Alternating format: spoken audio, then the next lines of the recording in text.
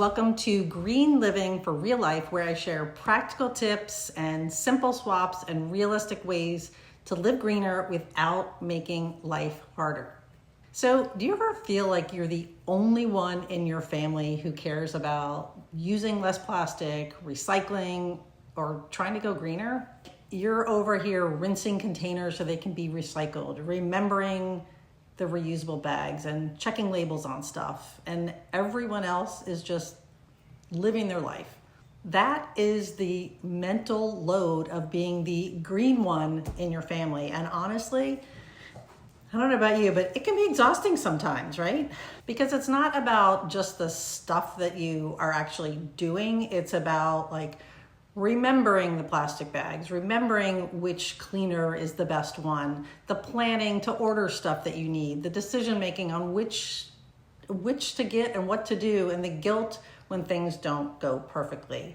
And it can start to feel like, if I don't do this, nobody will. You did not apply for the position of sustainability supervisor, but somehow you got promoted to it anyway. And honestly, I'm okay with that because it's important to me. But here's the thing, most families don't change their habits at the same pace. So one person learns something new, and then suddenly they see everything differently.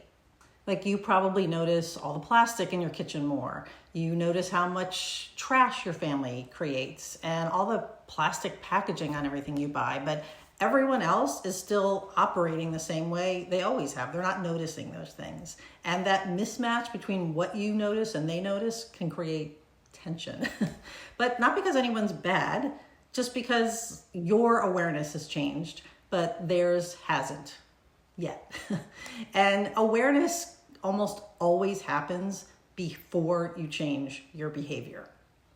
So here's where a lot of us sustainability supervisors get stuck. So we try to convince our family. We try to explain the facts with statistics and videos, and we send them reels, and we point things out, and maybe we correct them if they're not doing it our way. We remind them, and sometimes we nag, which is totally understandable. But pressure almost always creates resistance, especially with teens and spouses. And in general, people resist feeling controlled, even when the change is a good one. So what does work? What can you do to not feel like the only green one in the house? Well, I found that there are 3 things that can make a big difference. It's not perfect, but you can consistently do it, and over time, it'll help. Okay, so the first one is praise. So when someone does something greener, notice it, even the small things. Even, hey, thanks for bringing those reusable bags into the store with us on this shopping trip. Or, I appreciate you rinsing that can out so it can get recycled. That helps a lot. So praise reinforces behavior way more than correction or nagging or explaining. And praise can grow behavior change faster than pressure ever will. That's kind of like parenting 101, right?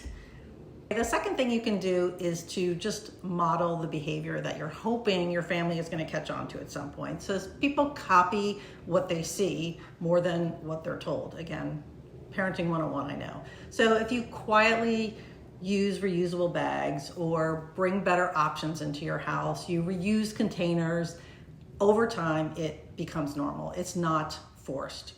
It's just normal. Although I have to say, I am the chief purchasing officer in my house. So when I decided we were going to use toilet paper made from recycled paper, I just bought it. So it was kind of forced, but nobody complained because they didn't even notice. So anyway, the normal stuff beats convincing every time.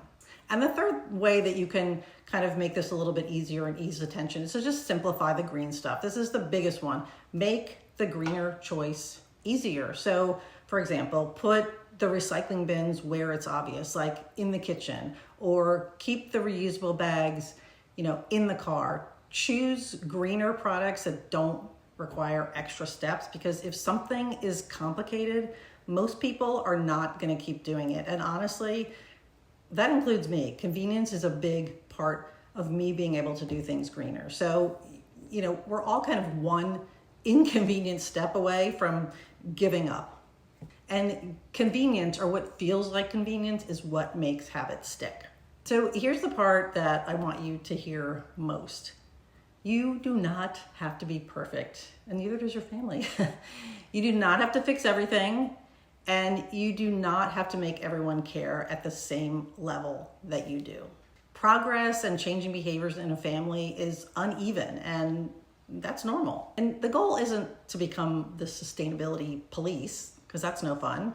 The goal is to make small shifts that fit into your family's real life. And those shifts add up over time, and even when it feels slow.